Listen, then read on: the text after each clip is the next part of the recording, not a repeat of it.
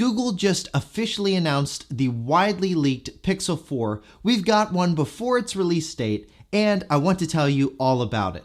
Now, first, right off the bat, this video is not a full review or even a review of the phone, but I wanted to go ahead and just give you my first impressions of the device and answer some questions that those of you out there had about the phone.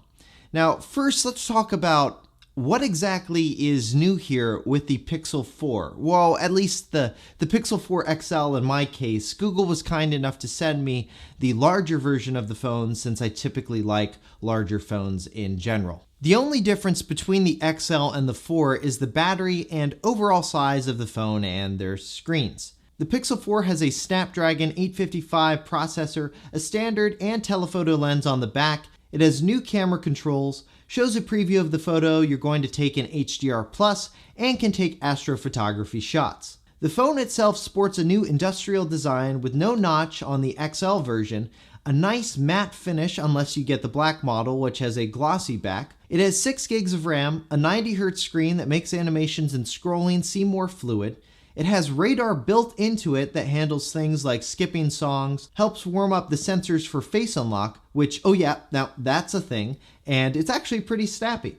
There's no more fingerprint sensor on the back of the Pixel 4. There's a new sensor for ambient light color temperature like you have with Nest Hub products, a new recorder app which automatically transcribes your audio, and it works offline, plus the Google Assistant got a lot faster as well. Like the Pixel 3, you still get ActiveEdge, 64 or 128 gig storage options. I've got the 128 gig storage option on mine, wireless charging, stereo speakers, Google Assistant call screening, waterproofing, and of course fast charging capabilities. The new Google Assistant is more tightly integrated into the phone's OS. For example, you can search for photos you took at a specific place and then tell the assistant to share them with a friend, all by using your voice.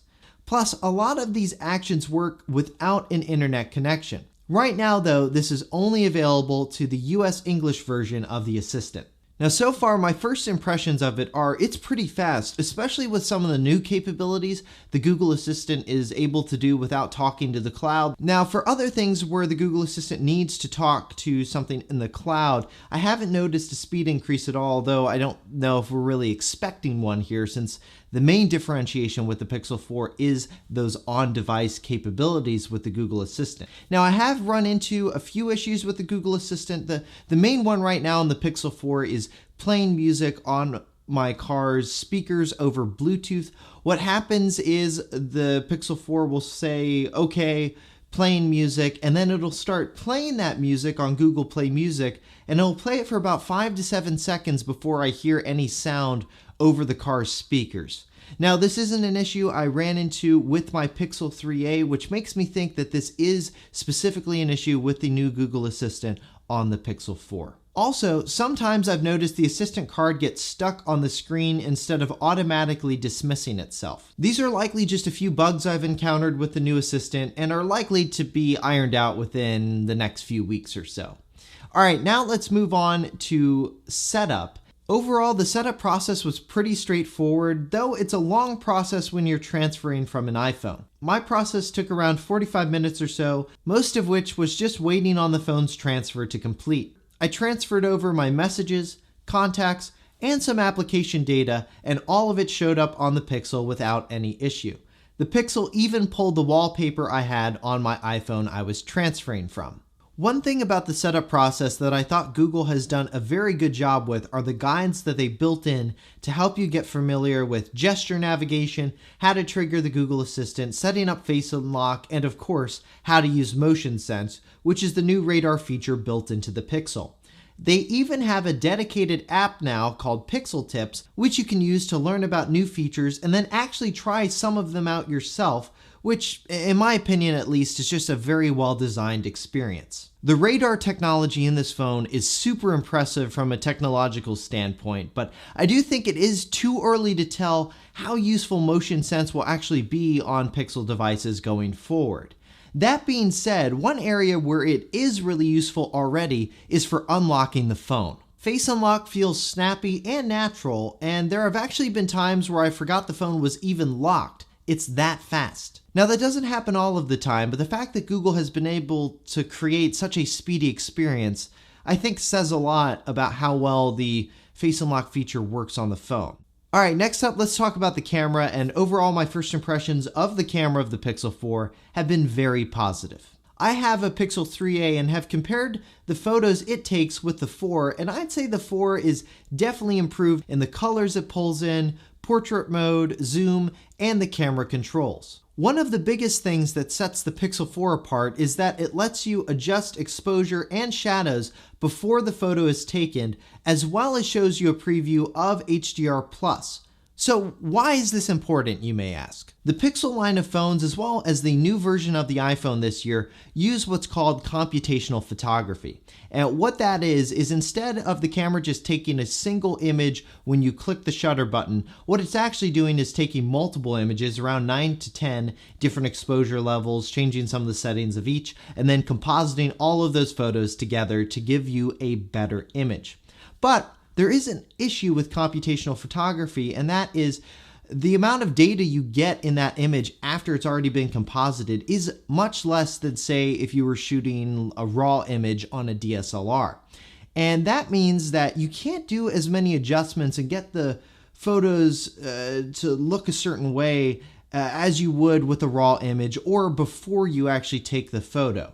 And that's why Google's decision here to allow you to adjust the exposure as well as the shadows in the camera app and give you that live HDR+ preview, that is just going to make your photos look better because of the controls you get. The super zoom feature on the Pixel 4 is also impressive. The detail it is able to capture at 8x zoom is impressive considering it came from a phone sensor. To me, these software improvements with the camera app on the Pixel 4 are some of the reasons why I think the Pixel 4 just takes way better photos than my Pixel 3a does. All right, next up, let's talk display. The Pixel 4's display is just another thing that sets it apart compared with other Android devices and iPhones for that matter, because it has a 90 Hz display. It makes scrolling, navigating, and pretty much everything on the phone feel super smooth, very similar to how I've always felt about Apple's animations in iOS. Another question a lot of people seem to have is around the brightness of the Pixel 4's display. In my limited testing, at least, I can say yes, it is bright enough in direct sunlight for me to be able to see the screen and take photos. This worked actually pretty well when we were out on Pilot Mountain shooting photos with the new phone. And let me just put it this way.